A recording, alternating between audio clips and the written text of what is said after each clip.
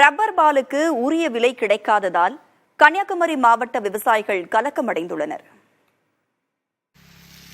தமிழகத்தில் ரப்பர் விவசாயம் செய்யும் ஒரே மாவட்டமாக கன்னியாகுமரி உள்ளது.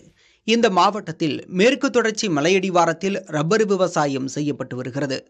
அரசு ரப்பர் கழகம், தனியார் ரப்பர் தோட்டங்கள், சிறு குறு ரப்பர் விவசாயம் என சுமார் 25,000 ஹெக்டேர் பரப்பளவில் ரப்பர் விவசாயம் அந்த பகுதியில் நடைபெறுகிறது.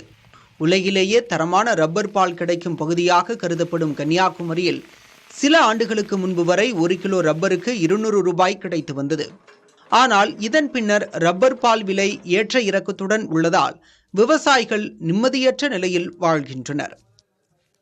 விவசாயிகளுக்கு சம்பளம் கொடுக்கவும் சரி, ஆசிட்டு, சில்லு, சிரட்டை, கம்பி அதுக்கு விலைகள் எல்லாம் ஏறி போயிட்டு, அதனால் எங்களுக்கு ஒரு விவசாயியை பொறுத்தளவில் தாக்கு பிடிக்காது.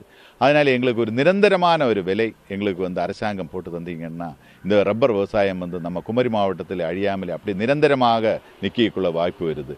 இன்னும் பக்கத்தில் மாநிலமான கேரளா மாநிலத்தில் என்ன பண்ணாங்கன்னா அவங்க ஊக்கத்தொகை, அதாவது சப்போர்ட்டிங் ப்ரைஸாக கொடுத்துட்டு வராங்க.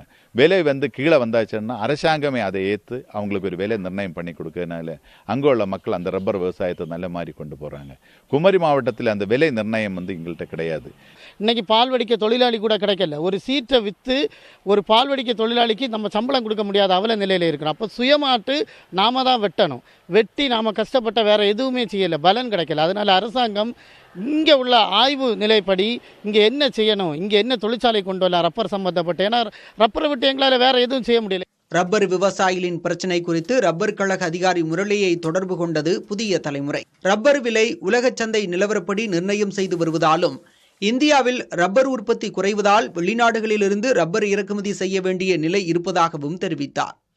ஆகவேதான் இங்கு ரப்பர் விலை நிரந்தரம் இல்லாமல் இருந்து வருவதாகவும் ரப்பர் விவசாயிகளின் பல்வேறு கோரிக்கைகளுக்கு தீர்வு ஏற்படுத்த நடவடிக்கைகள் எடுக்கப்பட்டு வருவதாகவும் முரளி குறிப்பிட்டார்.